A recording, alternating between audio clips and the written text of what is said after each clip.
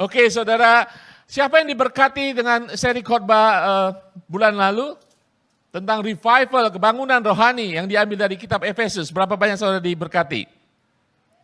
Amin, saudara sekalian. Ya, kebangkitan rohani sangat perlu untuk kita alami tidak hanya pada saat ada KKR, tetapi setiap hari. Amin. Dulu saya sering sedikit diskusi ya. Kita akan mengadakan KKR, kebangkitan rohani. Saya pikir-pikir, bukankah setiap minggu ada kebangkitan rohani? Ya kan? Setiap minggu, bahkan setiap hari dalam kehidupan orang percaya adalah kebangkitan rohani. Kalau saudara tidak bangkit, berarti saudara sedang tidur atau akan mati rohani. Betul? Mikir kan? Bagaimana saudara bisa bangkit dalam kehidupan rohani saudara? Melalui firman Tuhan, melalui hubungan saudara dengan Tuhan. Ada relationship, hubungan yang intim dengan Tuhan. Setiap hari, setiap saat. Nah, hari ini, bulan Agustus kita akan memulai seri khotbah yang baru diambil dari kitab Nehemia. Saya kasih PR dulu ya. Pulang nanti malam, hari-hari ini baca kitab Nehemia. Ya, kitab Nehemia. Itu perjanjian lama, kitab Nehemia. Nah, seri khotbah kali ini berjudul Proyek Pembangunan Kembali. Proyek Pembangunan Kembali. Adakah di antara saudara yang hari-hari ini sedang membangun rumah? Ada kan, membangun rumah. Ada hari-hari ini saudara sedang membangun kembali kehidupan rumah tangga saudara? Ada. Adakah hari-hari ini saudara sedang membangun kembali kehidupan rohani saudara? Paling kencang, pinter. Amin. Kebangkitan rohani, kebangunan rohani harus dibangun. Amin. Proyek kebangunan rohani. Saudara, hari-hari ini hidup tidak gampang, betul? Ya, kita mengalami, bukan hanya Hong Kong, seluruh dunia mengalami. Ya, mengguncang kehidupan kita, merubah lifestyle. Dulu kita belanja suka-sukanya kita, sekarang kita mikir-mikir kan? Iya kan? Lifestyle berubah, menjadi lebih sederhana, belanja dengan memikir gitu ya. Dulu terima gaji habis, seminggu habis ya. Merubah kebiasaan kita, merubah kehidupan, bahkan pekerjaan kita, dan bahkan kalau tidak hati-hati akan mengubah kehidupan iman kita. Rencana kita terganggu. Ya, rencana karena pandemi ini banyak yang on hold, ditahan, tidak bisa kita lakukan. Ya, bahkan beberapa dari kita mungkin jemaat Tuhan terjebak dengan keadaan pandemi ini. Mau maju tidak bisa, mundur tidak bisa, ke kanan tidak bisa, ke kiri tidak bisa. Tetapi kita harus meneruskan hidup, amin. Harus meneruskan hidup. Apakah saudara berpikir untuk kembali ke normal dulu sebelum pandemi? Apapun yang akan terjadi setelah waktu berikutnya, setelah post pandemi, setelah pandemi, yang pasti kita mungkin tidak kembali ke normal dulu, tetapi yang pasti kita harus kembali ke hatinya Tuhan. Itu yang harus kita lakukan sebagai umat Tuhan. Kembali ke hatinya Tuhan. Bertanya kepada Tuhan apa yang harus kita lakukan. Bertanya kepada Tuhan, rencana apa Tuhan dalam kehidupanku. Orang yang hikmat, 2 minggu sebelumnya saya berbicara tentang bagaimana kita hidup dengan hikmat. Orang yang berhikmat adalah orang yang mengetahui waktu, opportunity, kesempatan. Karena hari-hari ini jahat. Hari-hari ini jahat saudara. Apa kesempatan, apa waktu saudara saat ini? Perlu hikmat dari Tuhan. Yang kedua, kita perlu mengetahui rencana Tuhan. Itulah kita harus berjalan dengan hikmat. Pada masa pandemi ini kita bertanya pada Tuhan, Tuhan maunya apa dalam kehidupan saya, keluarga saya, gereja ini, pelayanan. Tuh, kita memakai setiap kesempatan. Dengan karunia Tuhan bagi setiap kita. Untuk melakukan pekerjaan Tuhan. Oke, kita kembali lagi, kita punya banyak masalah. Kalau saudara baca firman Tuhan dari awal sampai akhir, semua umat Tuhan mengalami tantangan, masalah, pergumulan, semua mengalami. Tetapi bersama dengan Tuhan, mereka mengerti rencana Tuhan, ada hikmat untuk mencari solusi bersama Tuhan, dan Tuhan memberikan kekuatan dan jalan keluar bagi mereka. Amin. Nah, hari ini seri pertama berjudul Membangun Kembali Iman Kita. Membangun kembali iman kita. Tetapi pada hari ini kita belajar tentang kehidupan doa yang penuh iman, kehidupan doa yang gigih, teguh. Amin. Membangun kembali kehidupan iman kita. Nah, Sebelumnya saya ingin memberikan background tentang kitab Nehemia ini ya. Nehemia. Kitab Nehemia ini berhubungan dengan kitab Esra sebelumnya. Ya, ini berbicara tentang bangsa Israel karena kebandelan mereka. Ada kerajaan Salomo terbagi menjadi dua, utara selatan. Mereka berkhianat kepada Tuhan, memberontak kepada Tuhan, akhirnya dibuang ke Babilonia. Termasuk kerajaan Yehuda yang tadinya baik-baik menjadi jahat di mata Tuhan. Semua dibuang ke Babel, ya. Tetapi Tuhan menjanjikan setelah 70 tahun mereka akan kembali. Kalau mereka taat, mereka akan kembali. Nah, ketika Raja Babel, Nebukadnezar menghancurkan Yerusalem, semua dihancurkan, bait suci dihancurkan. Isi perabot bait suci dibawa oleh mereka. Tidak hanya bait suci hancur, kota hancur, tembok kota Yerusalem hancur, gerbang-gerbangnya dibakar semuanya. Saudara ingat kitab Habakuk? Habakuk mengatakan, walaupun tidak ada hasil panen, tidak ada ternak di kandang, itu keadaan di Yerusalem. Tidak ada apa-apanya, sudah hancur lebur. Dan orang-orang pintar, orang-orang penting, orang-orang yang hebat, orang Yahudi, diangkut ke Babilonia. Yang tinggal masih ada orang-orang yang kelas bawah, miskin, nggak ada gunanya sepertinya. Tidak dibawa oleh Raja Nebukadnezar. Nah, setelah 70 tahun di sana, nubuatan Tuhan terjadi.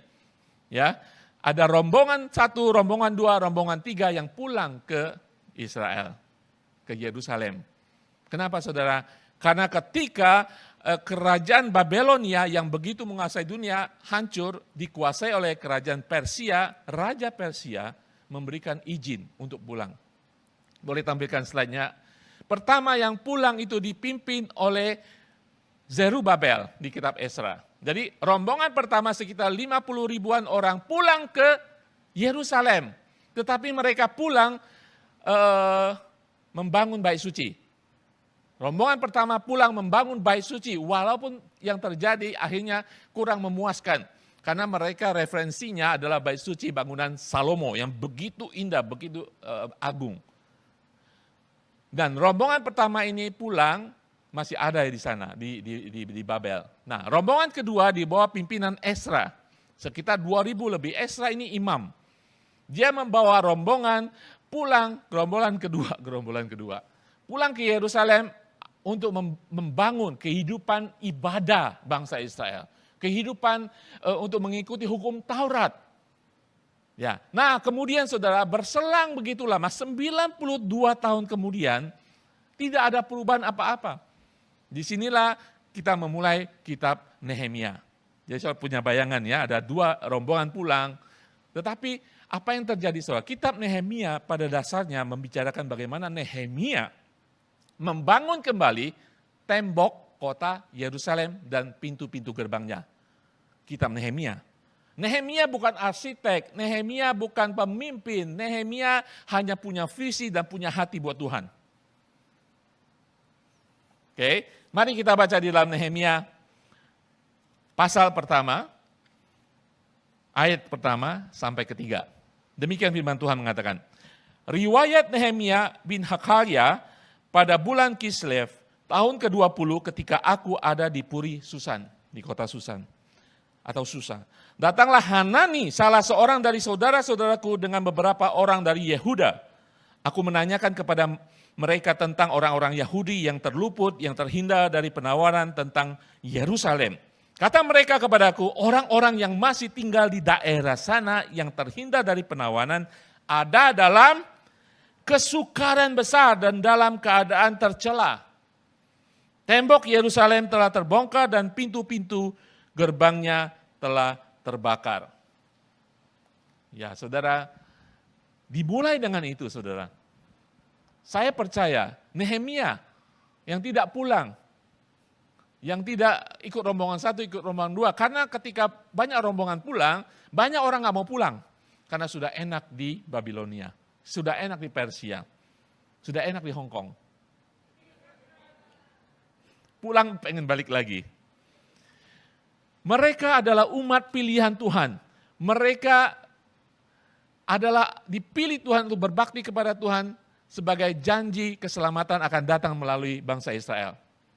Tapi karena dunia, mereka mengikuti dunia. Sudah keenakan, tidak pulang. Tapi Nehemia tidak pulang, mengapa saudara? Nehemia adalah seorang cupbearer. Dia adalah juru minum raja. Saudara ingat cerita tentang Yusuf, juru minum raja kan? Juru minum raja. Raja Persia ini kalau saya boleh katakan sangat hebat. Persia pada saat itu menguasai dunia. Jadi Yehuda, daerah Yerusalem adalah jajahan mereka, salah satu provinsi. Juga banyak provinsi-provinsi lain, jajahan Persia. Jadi raja ini sangat berkuasa. Ya, dan Nehemia adalah juru minum. Saudara bisa bayangkan Nehemia seorang budak, orang jajahan kan, bisa punya posisi sebagai juru minum raja. Saudara, raja sehebat Raja Artasasta, nanti kita tahu bahwa namanya Artasasta, pasti banyak orang yang membunuhnya, ya kan? Dia berkuasa. Jadi harus ada orang meminum anggurnya, cicipin makanannya sebelum dikasih ke raja. Kalau ada beracun, orang itu mati dulu. Ya kan raja. Jadi Nehemia punya pekerjaan yang gawat juga ya, bahaya. Kalau anggur itu diracun, Nehemia mati dulu sebelum raja makan. Jadi walaupun pekerjaannya berbahaya, tapi dia punya kedudukan yang bisa bertemu dengan raja, mengantar minum kepada raja, mengantar makanan kepada raja. Ya. Selain itu kita bisa bayangkan Nehemia sendiri, kalau bisa punya kedudukan seperti itu berarti orang yang dipercaya, punya integritas, betul? Tidak sembarangan. Bisa dipercaya nggak kalau tiba-tiba dia bunuh raja? Berarti dia orang yang sangat hebat. Orang yang punya hati yang tulus di hadapan raja sehingga dipilih. Nah, saudara, di sini dia mendengar setelah 92 tahun lamanya, rombongan pertama, kedua, tembok Yerusalem belum dibangun. Dia mencatat, sebenarnya kitab Nehemia adalah jurnal daripada seorang namanya Nehemia. Dia mencatat ada kesukaran besar, tercela. Saya bisa bayangkan tembok hancur, kenapa tercela ya? Kenapa kesukaran besar? Kalau tembok rumah saudara, tembok pagar saudara rusak gitu ya. Ada kesukaran besar saudara. Maling bisa datang kan? Orang bisa nengok-nengok di dalam lagi ngapain tuh orang. Malu kan? Jadi ketika mereka sudah mendirikan bait suci, penyembahan mereka, tapi tembok mereka masih hancur. Pintu gerbang sebagai pintu keamanan mereka, tembok sebagai penjagaan mereka masih berantakan. Itu kesukaran besar. Orang menghina. Bangsa-bangsa sekeliling itu menghina bangsa Israel. Sehingga firman Tuhan mengatakan tercela. Di sini membuat seorang Nehemia mengerti akan rencana Tuhan. Dia terpanggil karena tembok dan pintu gerbang yang hancur.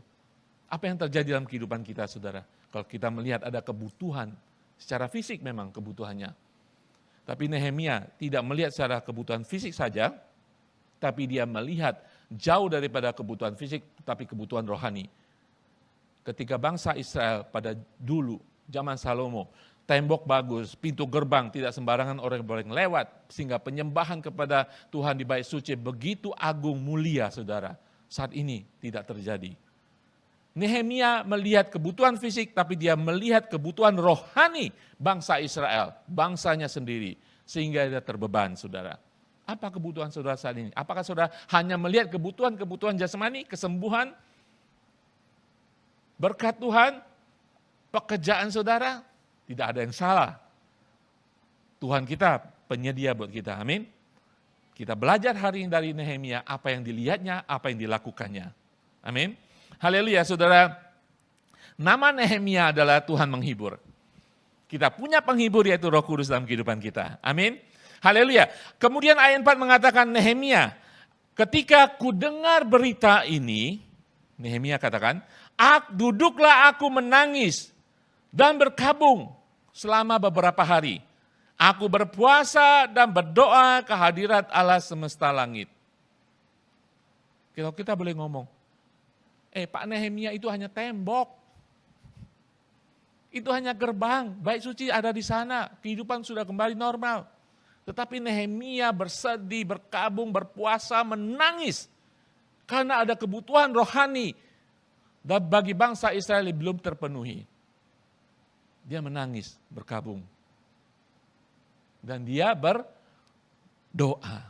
Nehemia adalah orang yang berdoa. Nehemia adalah hamba yang berdoa. Walaupun dia hanya seorang hamba, dia adalah hamba yang berdoa. Kalau saudara melihat kehidupan kita saat ini, ketika saudara berdoa, apakah saudara berdoa hanya untuk kebutuhan jasmani saudara? Apakah saudara berdoa juga untuk kebutuhan rohani di atas kebutuhan jasmani itu? Minggu lalu Pastor Ed pasti berbicara tentang bagaimana kehidupan doa kita harus berubah. Tidak hanya kebutuhan jasmani kita. Harus ditingkatkan, ditambahkan dengan melihat kebutuhan rohani di dalam doa kita. Itu yang dilakukan oleh Nehemia. Sekarang kita hanya melihat tembok kan? Tembok hancur. Tetapi dia melihat jauh daripada itu. Sehingga membuat hatinya bersedih, berduka, menangis dan berpuasa. Hari ini kita belajar kehidupan doa kita. Ya, saudara ingat ketika Tuhan Yesus ditanya. Anak murid-murid bertanya, Tuhan ajar kami berdoa. Tuhan tidak langsung keluarkan kitab bagaimana berdoa. Pertama kamu harus begini, kedua harus begini, ketiga harus begini. Tuhan Yesus tidak mengatakan itu kan. Tetapi ketika murid bertanya, Tuhan ajar kami berdoa. Tuhan Yesus mengatakan, kalau kamu berdoa jangan begini. Ya kan? Berarti ketika kehidupan doa pada saat itu murid-muridnya, dan saya percaya kehidupan doa kita saat ini banyak salahnya saudara. Tuhan Yesus katakan, kalau kamu berdoa jangan Sebelum Yesus mengajarkan doa yang benar. Kalau kamu berdoa, jangan di pinggir-pinggir jalan. Berdoa di depan mimbar. Bapa kami yang ada di surga. Dilihat orang. Ya, Tuhan Yesus mengajarkan ketika kamu berdoa, jangan lakukan doa-doa yang salah yang selama ini kamu lakukan. Hari ini Nehemia mengajar kita, ketika kita berdoa, kita harus tahu berdoa yang dijawab oleh Tuhan. Berdoa fokus kepada hal-hal rohani. Pertama kita belajar, bagaimana Nehemia berdoa dan doanya adalah penuh dengan iman. Spirit-filled prayer, dipenuhi dengan iman saudara. Apakah doa saudara selama ini penuh dengan iman atau hanya datang, Tuhan saya perlu ini A, B, C, D. Kalau saudara belanja kan, majikan mungkin berkata, hai beli sesuatu sana A, B, C, cabai, apa. Apakah kita berdoa seperti itu? Nehemia mengajar kita. Kalau fokus saudara adalah kebutuhan rohani, ada beban dalam kehidupan saudara. Saudara akan datang dengan doa yang penuh dengan iman. Kita belajar. Pertama, doa yang penuh iman adalah doa dalam segala waktu. Pikirkan, iya ya, kalau saya doa kalau ada perlu aja ya. Ya kan? Tidak apa-apa, tetapi doa setiap waktu. Firman Tuhan Efesus 6 ayat 18 mengatakan, dalam segala doa dan permohonan, berdoalah setiap waktu. Di dalam roh. Dan berjaga-jagalah di dalam doamu itu dengan permohonan yang tak putus-putusnya. Berdoalah setiap waktu. Nanti saudara akan tahu Nehemia berdoa setiap waktu. Setiap waktu dia berdoa. Nanti bacaan akan menjelaskannya. Berdoa bagi kebutuhan rohani setiap waktu.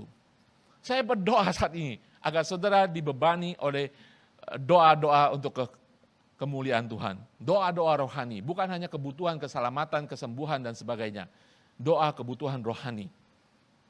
Amin. Yang kedua kita belajar, berdoa penuh iman adalah berdoa atas semua hal saudara. Semua hal kecil, hal besar. Biasanya kita doa datang pada Tuhan hanya besar kan, hal besar, hal kecil kita, saya bisa lakukan. Filipi 4 ayat 6 mengatakan, janganlah hendaklah kamu khawatir tentang apapun juga, tetapi nyatakanlah dalam segala hal. Saudara tahu segala hal? Artinya segala hal. Besar kecil. Keinginanmu kepada Allah dalam doa dan permohonan dengan ucapan syukur. Doa yang penuh iman adalah berdoa kepada Tuhan dalam segala kebutuhan saudara kecil besar. Apakah itu berdoa bertele-tele? Tidak saudara. Itu doa penuh iman.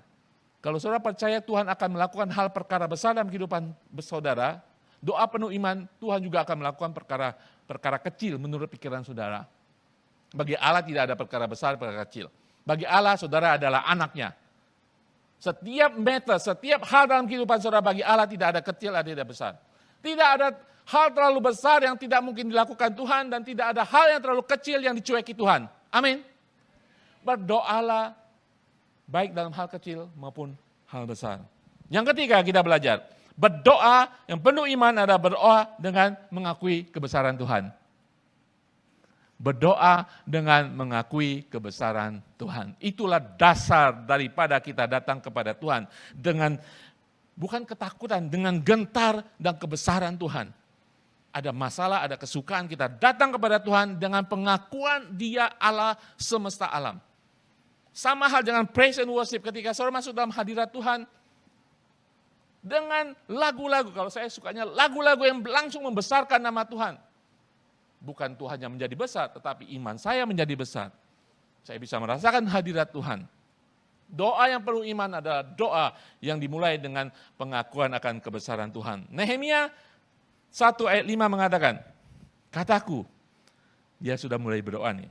Ya Tuhan, Allah semesta langit, Allah yang maha besar dan maha dahsyat, yang berpegang pada perjanjian dan kasih setianya terhadap orang yang kasih kepadanya dan tetap mengikuti perintah-perintahnya.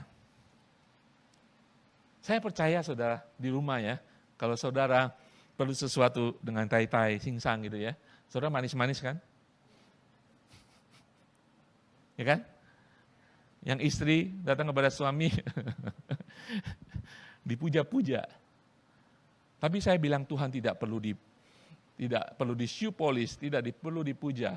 Karena dia sudah besar, saudara mau puja dia, mau tinggikan dia, dia tetap tinggi, dia tetap dahsyat. Amin. Ketika saudara membesarkan Tuhan, saudara punya persepsi tentang Tuhan menjadi besar. Iman saudara bertumbuh.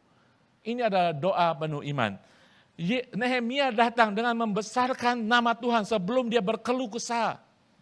Sebelum dia menyatakan petisi permohonannya, dia menyembah Tuhan, dia membesarkan nama Tuhan.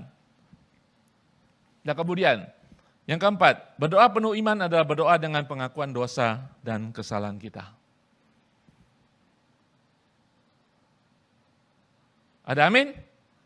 Ya, kita lihat Nehemia. Saudara, khotbah ini adalah khotbah ekspositori. Kita belajar ayat per ayat. Amin? Nah, akan memberikan wahyu bagi kita. Ayat 6 mengatakan, berilah telingamu dan bukalah matamu dan dengarkanlah doa hambamu. Yang sekarang kupanjatkan kehadiratmu. Kapan saudara? Setiap waktu, siang dan malam. Setiap waktu dia berdoa.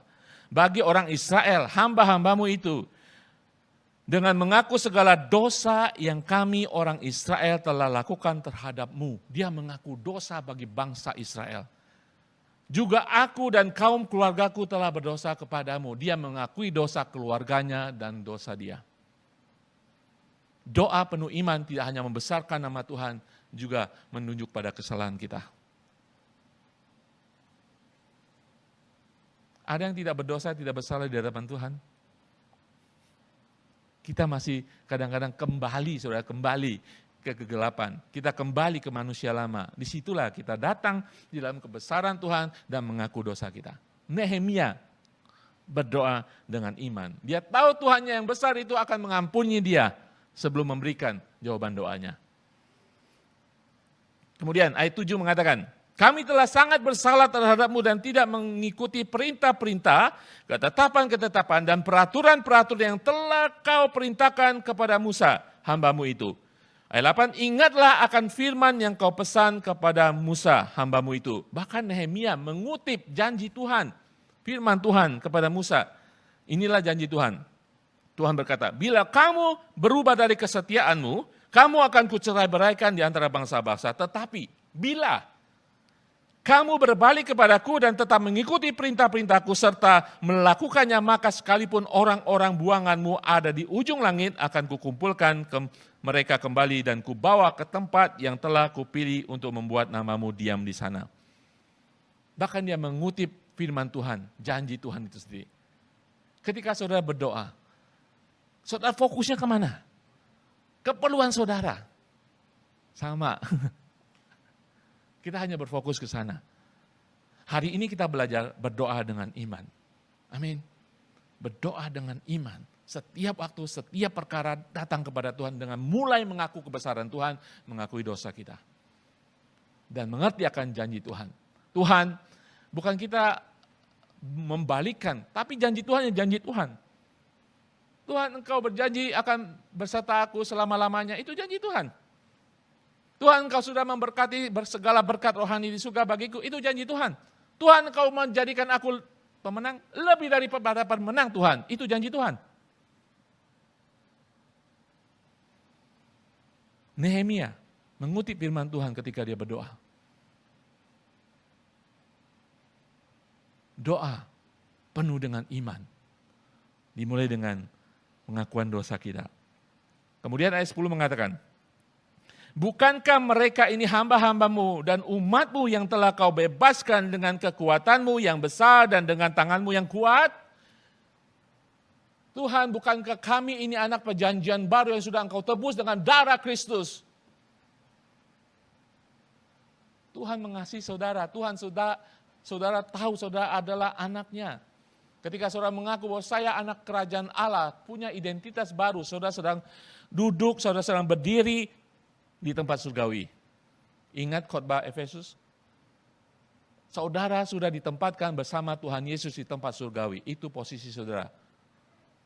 Saudara mungkin kalah dalam kehidupan saudara, tapi saudara lebih daripada pemenang. Amin. Nehemia mengingatkan Tuhan, ini umatmu yang kau dengan kedahsyatanmu kau bawa keluar dari Mesir. Dengan segala mukjizatmu. Tuhan, kau sayang kepada mereka. Saudara belum melihat isi doa Nehemia, betul? Sudah tahu isi doa Nehemia? Belum tahu kan? Jadi dia datang buat apa? Berdoa. Tapi mulai dengan doa yang penuh iman. Ayat 11 mengatakan, ya Tuhan, berilah telinga kepada doa hambamu ini, dan kepada doa hamba-hambamu yang rela takut akan namamu, dan biarlah hambamu berhasil hari ini, dan mendapat belas kasihan dari orang itu, raja itu. Inilah isi daripada doa Nehemia. Apa isinya? Biarlah hambamu berhasil. Itu isi daripada doa. Sebelumnya dia hanya mengagungkan, mengaku dosa. Biarlah hambamu ini berhasil. Buatlah hambamu ini berhasil. Kalau biasanya kita ya, Tuhan, saudara tahu apa keberhasilan saudara. Saudara pasang strategi, yang apa saudara perkatakan isi doa saudara, kita biasanya adalah isi-isi yang akan membuat kita berhasil. Membuat kita berhasil berdasarkan apa yang kita pikirkan, kita rencanakan, strategi kita. Nehemia tidak mengatakan semuanya itu. Dia mengatakan, buatlah hambamu ini berhasil. Artinya dia berkata, Tuhan, keberhasilanmu terjadi dalam kehidupanku. Keberhasilan Allah, kalau dia menjawab doa saudara lebih daripada apa yang saudara minta. Nehemia hanya meminta itu. Biarlah hambamu ini berhasil. Siapa yang ingin berhasil? Amin. Tapi minta keberhasilan daripada Tuhan. Jadi apa yang tidak pernah saudara minta, tidak pernah saudara lihat, tidak saudara pernah dengar, itu yang diserahkan oleh Tuhan bagi kita semuanya. Tuhan akan membuat saudara berhasil. Menurut takaran surgawi, menurut paket dari surgawi. Kadang-kadang kita potong paket surgawi dengan paket kita. Pada Tuhan menyediakan paket yang lebih besar. Keberhasilan dari Tuhan. Mulai saat ini kita berdoa, apapun permintaan saudara diakhiri dengan buat aku berhasil. Dengan berkat surgawi. Amin. Doa dengan iman. Setiap saat, segala perkara mengakui kebesaran Tuhan, mengakui kesalahan kita. Ditutup dengan Tuhan, terjadilah seturut kehendak-Mu. Seperti di surga dan di bumi ini. Siapa yang mengajar? Tuhan Yesus. Itulah doa yang diajarkan Tuhan Yesus. Terjadilah seturut kehendak-Mu, seperti apa yang ada di surga. Saudara tahu apa yang ada di surga? Sakit penyakit, kebangkrutan, kemiskinan. Air mata di surga? Terjadilah sesuka hatimu yang ada di surga Tuhan, menurut kekayaan surgawi terjadi pada kehidupanku di bumi ini. Sama doanya, Tuhan buatlah berhasil hidupku. Keberhasilan di surga lebih indah, lebih dahsyat, lebih elok daripada keberhasilan menurut pikiran kita. Nehemia berdoa seperti itu. Saya tidak tahu apa yang dipikirkan Nehemia. Bebannya adalah membangun tembok. Bebannya adalah membangun kembali gerbang-gerbang kota Yerusalem. Tidak hanya berdoa dengan iman. Kedua, Nehemia berdoa dengan gigi.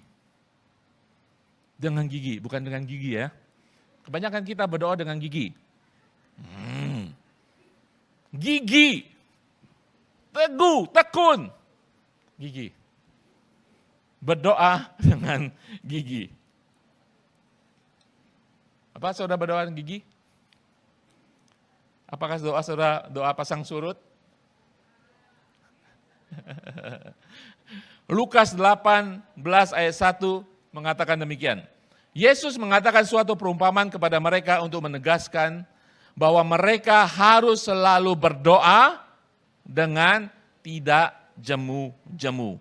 Ayat 7a mengatakan, tidakkah Allah akan membenarkan orang-orang pilihannya, saudara dan saya, yang siang malam berseru kepadanya? Orang dikasihinya. Berbicara tentang saudara dan saya.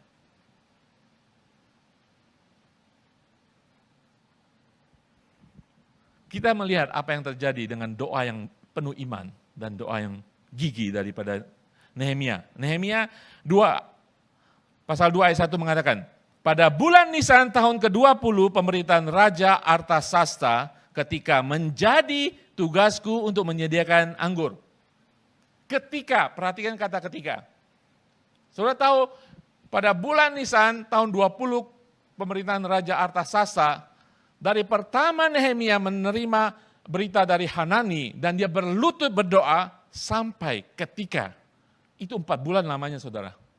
4 bulan namanya. Berarti 4 bulan dia berdoa. 4 bulan lamanya dia berdoa. Sampai ketika jadwalnya. Jadwal pelayanannya. Di depan raja. Dikatakan ketika tugas saya memberikan minum kepada raja. 4 bulan lamanya. Dia memendam kesedihan, doa, pengharapan, beriman kepada Tuhan. Dia berdoa. Doa yang gigih, saudara. Dan dia kemudian melihat akan kesempatan. The divine opportunity. Kesempatan yang ilahi ketika itu dia dah tahu waktunya sudah datang. Waktunya sudah saatnya Tuhan akan menjawab doanya. Dikatakan di bagian B daripada ayat pasal 2 ayat 1, 1b sampai 2 mengatakan, aku mengangkat anggur dan menyampaikannya kepada raja karena aku kelihatan sedih yang memang belum pernah terjadi di hadapan raja. Bertanyalah raja kepadaku, mengapa mukamu muram? Walaupun engkau tidak sakit, engkau tentu sedih hati. Lalu aku menjadi sangat takut. Ini kesempatan dia. Ketika dia sudah berdoa 4 bulan lamanya. Saudara, Nehemia bukan orang bodoh, saudara. Nehemia orang pintar, penuh hikmat, dan mungkin terpelajar, mungkin tidak terpelajar, tetapi dia adalah orang yang hatinya tulus. Dia pintar, dia tahu kesempatan akan datang. Kesempatan datangnya dari raja. Dia berdoa, Tuhan biarlah aku berhasil dan mendapat belas kasihan daripada orang itu, raja. Dan inilah ketika kesempatan datang. Ketika dia membawa minuman kepada raja. Saudara, kadang-kadang kita kehilangan kesempatan. Makanya firman Tuhan untuk menjadi orang hikmat, kita harus tahu waktu. Opportunity, kesempatan yang datang kepada kita. Nehemia tahu persis, dia berdoa 4 bulan, dia tahu satu-satunya yang sudah didoakan agar raja punya belas kasihan, inilah waktunya. Tetapi ketika dia datang, namanya juga orang terbeban ya, terbeban masalah, ratusan tahun, saudara tahu rombongan pertama, kedua pulang tidak menjadi lebih baik, 92 tahun kemudian masih hancur lebur itu tembok, apa dia nggak sedih? Bukan masalah tembok, tetapi masalah kehidupan rohani yang menjadi beban Nehemia. Dan mukanya masih mungkin seperti pepaya lah ya. Karena beban, berlutut, menangis di hadapan Tuhan. Dan raja tahu. Kenapa raja tahu? Karena selama ini Nehemia bisa dipercaya orang yang ceria. Di depan raja memang nggak boleh cemberut. Saudara pernah cemberut di depan atasan saudara? Saya tahu saudara kerja sudah puluhan tahun, suka-suka saudara cemberut nggak cemberut. Coba dulu, tahun pertama, diinjek kakinya aja masih senyum. Hah? Ini di depan raja. Raja Persia, saya katakan raja penguasa dunia pada saat itu. Mana mungkin seorang yang dekat dengan raja mukanya cemberut. Tetapi Nehemia tidak bisa menyembunyikan. Kenapa saudara? Dia memang hubungannya dekat dengan raja. Raja percaya kepada dia, raja juga sayang kepada dia. Ya, karena dia yang menjadi nyawa pertama yang mati sebelum raja. Ya. Tetapi Nehemia menjadi takut. Kenapa saudara takut? Karena nggak boleh cemberut di depan raja. Yang kedua saudara, ini masalah politik. Ketika rombongan pertama pulang ke Yerusalem, membangun kembali bait suci, banyak orang protes. Katakan, ini orang Yahudi akan memberontak terhadap Raja Persia. Sehingga diberhentikan itu pembangunan. Nah, ada revolusi di sana. Nah, ketika Nehemia tahu ada kesempatan, dia ingin mengungkapkan untuk membangun kembali tembok apapun di sana. Dia takut, ada kegentaran. Raja mungkin akan nggak setuju. Raja mungkin pikir, oh ini memulai revolusi lagi terhadap kerajaan. Nah, jadi dia takut. Nah, kita lihat, tetapi ketika saudara takut, khawatir, ketika Tuhan akan memberikan jawaban kepada saudara, saudara menjadi pikir, saya mampu nggak ya? Benar nggak ya? Apa yang saudara lakukan? Belajar dari Nehemia. Ayat 3 mengatakan, lalu aku menjadi sangat takut. Ayat 2 mengatakan, jawabku kepada raja, hiduplah raja untuk selamanya. Bagaimana mukaku tidak akan muram kalau kota tempat pekuburan nenek moyangku telah menjadi reruntuhan dan pintu-pintu gerbangnya habis dimakan api. Dia jujur di hadapan Tuhan. Dan apa yang terjadi saudara? Kalau orang yang berdoa secara gigi, walaupun ada rasa takut, di ayat 4 mengatakan, Nehemia 2:4 mengatakan, lalu kata raja kepadaku, jadi apa yang kau ingini? Kalau ada raja berkata kepada apa yang kau ingini? Pak Jokowi, apa yang kau ingini? Sepeda. Ya kan? Ini raja seluruh dunia. Raja dunia, apa yang kau ingini? Apa yang saudara ingini? Keluar list saudara kan? Tidak saudara, Nehemia berhenti sejenak antara raja ngomong apa yang kau ingini dengan dia ngomong listnya, dia berdoa kepada Tuhan. Dikatakan apa tadi di ayat 4? Jadi apa yang kau ingini? Maka aku berdoa kepada Allah semesta langit. Dia siap saudara, selama 4 bulan berdoa, memikirkan, merancangkan apa yang harus dibawa, merancangkan bagaimana perjalanan, berdoa. Dia sudah punya semua di sini. Permintaannya, listnya. Tapi dia hanya minta kepada Tuhan untuk keberhasilan. Inilah tiba saatnya ketika dia mengatakan semua listnya. Tetapi sebelum dia mengatakan, saya percaya dengan waktu yang hanya berapa detik, dia berdoa. Kita nggak tahu dia berdoa apa. Yang pasti dia berdoa kepada Allah, alam semesta, Yahweh-nya. Ya mungkin minta hikmat. Tuhan tolong aku ingin menyampaikan keinginanku. Raja sudah bertanya, kesempatan sudah ada. Tuhan tutup bungkus mulutku, perkataanku, aku akan mengungkapkan semua kebutuhan. Mungkin itu. Kalau saya ditanya, apa yang kau inginkan? Tuh, semua list keluar. Berdoa saudara. Amin. Ini membuktikan bahwa Nehemia tidak hanya berdoa secara gigi, dia berdoa setiap saat. Dalam kesempatan yang emas sekalipun dia masih berdoa. Antara raja ngomong dan kemudian dia ngomong, ada doa di sana. Ada doa. Mungkin 3 detik dia berdoa. Saudara tahu, saya pernah mendengar orang mengatakan, doa yang paling mujarab adalah ketika kita berdoa, Tuhan tolong. Ya kalau kepepet, saudara mau masa berlutut, ya kan? Tuhan tolong. Mungkin itu yang dikatakan Nehemia. Tuhan tolong. Kemudian yang mengatakan sesuatu kepada raja. Di ayat 5, 7 mengatakan. Kemudian jawabku kepada raja. jika raja menganggap baik dan berkenan kepada hamba-Mu ini, utuslah aku ke Yehuda, ke kota perkuburan nenek moyangku, supaya aku membangunnya kembali tembok-tembok itu. Itu permintaannya. Lalu bertanyalah raja kepadaku, sedang permasyuri duduk di sampingnya, berapa lama engkau dalam perjalanan dan bilakah engkau kembali? Dan raja berkenan mengutus aku, sesudah aku menyebut suatu jangka waktu kepadanya. Permohonan pertama sudah dikabulkan. Kemudian, berkatalah aku kepada raja, jika raja menganggap baik, berikanlah aku surat-surat bagi bupati-bupati di daerah seberang sungai Efrat, supaya mereka memperbolehkan aku lalu sampai aku tiba di Yehuda. Saya katakan, dari kota Susan sampai ke Yerusalem itu sekitar 1000 kilometer. Jadi dia harus melewati provinsi-provinsi lain, suku bangsa lain, di bawah jajahan Persia. Jadi dia perlu surat jalan. Jangan sampai dihalangi, dirampok dan sebagainya, karena dia orang Yahudi. Jadi dia minta surat jalan daripada raja diberikan. Nah kemudian berkatalah aku kepada raja, jika raja menganggap baik, berikan aku surat. Oke.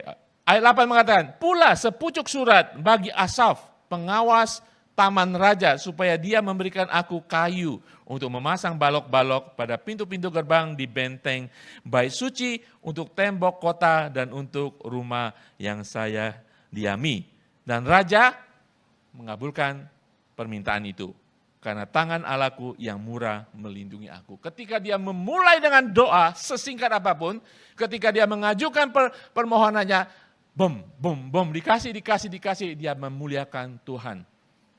Dia mengatakan, dan raja mengabulkan permintaanku, karena tangan Allahku yang murah melindungi aku. Luar biasa, amin. Doa yang gigih, sampai detik ketika saudara melihat terang sekalipun, jawaban doa sekalipun, dia tetap berdoa.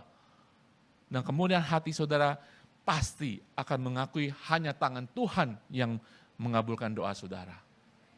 Doa yang penuh iman, doa yang penuh gigih, kembali memuliakan Tuhan. Amin saudara. Nehemia tidak melupakan ketergantungannya kepada Tuhan. Ketika dia berlutut, ketika ada kesempatan, ketika dia memiliki kesempatan 99%. Kalau 1% itu Tuhan tidak kabulkan, tidak terjadi.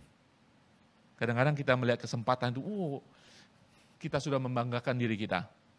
Ya kan? Tuhan, tangan Tuhan yang maha pengasih, pemurah akan memberikan jawaban dalam doa kita. Ketika saudara berdoa dengan gigih, saudara akan memiliki kesempatan ilahi. Saudara akan mendapat bimbingan secara ilahi dari Tuhan ketika dia berdoa. Kemudian akan mendapatkan perkenanan ilahi daripada Tuhan. Perkenanan ilahi. Doa dengan gigih saudara, dengan takut, tetap berdoa.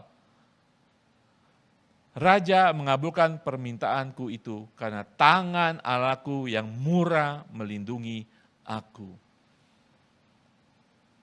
Hari-hari ini kita menghadapi kehidupan tembok-tembok tanda petik dalam kehidupan kita. Mungkin ada yang rubuh, ada yang hancur. Tembok kehidupan saudara mungkin mengelilingi saudara, mungkin ada bagian yang hancur, sudah runtuh. Tembok hubungan-hubungan dengan suami istri, hubungan dengan orang tua, dengan anak, hubungan dengan sesama anggota KG, ada yang sudah sedikit retak, didorong sedikit, boom. Bangun kembali saudara. Bangun kembali. Tetapi ketika saya menginginkan pembangunan kembali, tembok-tembok kehidupan saudara yang hancur, ingat saudara, tidak hanya untuk itu saja, tapi untuk kemuliaan nama Tuhan. Nehemia ingin membangun tembok fisik, tetapi di balik situ dia ingin membangun kembali. Kerinduannya adalah membangun kembali kehidupan rohani orang Yahudi, bangsanya. Sehingga dia bertekuk lutut, berdoa, menangis, berkabung, dan berpuasa. Dan berdoa dengan gigih. Amin. Berdoa dengan mengakui kebesaran Tuhan. Saudara, suatu saat Yesus dalam pelayanan, dia bersama rombongan masuk ke kota Yeriko. Ketika keluar dari kota Yeriko, ada seorang berseru, "Anak Daud, sembuhkan aku." Saya tahu Yesus kemanapun pergi, banyak orang sakit mengikuti dia. Orang buta mengikuti dia. Tidak ada yang berseru anak Daud. Tuhan tidak menyembuhkan orang-orang itu. Ada satu orang lumpuh yang memang Tuhan datang untuk menyembuhkan, yaitu orang lumpuh yang di kolam Betseda. Selain itu, setiap yang disembuhkan adalah orang yang berseru kepada Tuhan. Seruannya apa saudara? Itu doa. Anak Daud, sembuhkan aku. Kata anak Daud ini, bagi kita ya anak Daud memang keturunan Daud kan? Ya. Bagi bangsa Israel sampai hari ini ketika disebut anak Daud itu artinya Mesias. Jadi orang Israel, orang Yahudi tidak sembarangan mengatakan anak Daud, karena ada nubuatan bahwa anak Daud itu adalah Mesias. Bagi kita enteng-enteng saja. Bagi orang buta itu sebutan anak Daud berarti Tuhan sembuhkan aku.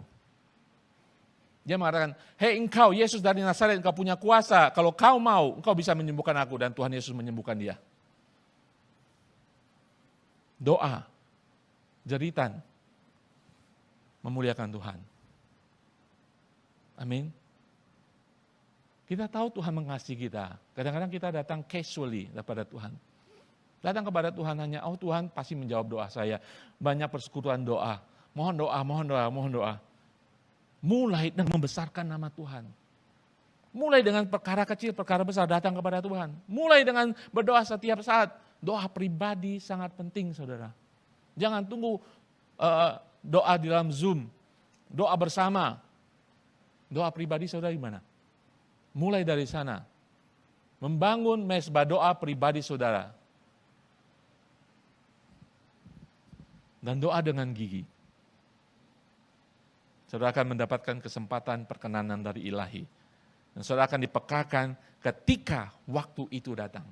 Perkenanan Allah dalam kehidupan saudara. Amin. Haleluya, saya tutup dalam satu ayat. Saya minta tim musik boleh naik ke atas. Matius 7 ayat 7-8 mengatakan, mintalah maka akan diberikan kepadamu. Carilah maka kamu akan mendapat, ketoklah maka pintu akan dibukakan kepadamu. Karena setiap orang yang meminta, menerima, dan setiap orang yang mencari, mendapat, dan setiap orang yang mengetok, baginya pintu dibukakan. Ketoklah dengan iman, ketoklah dengan iman, cari Tuhan yang Maha Kuasa itu. Amin. Mulai hari ini kita berdoa dengan iman. Amin. Kalau ada salah, saya nggak ada salah Pak, tetap minta ampun. Ada kesalahan yang tidak kita sengaja, kita melukai hati seseorang ya. Bagi kita benar, omongan kita, orang itu terluka.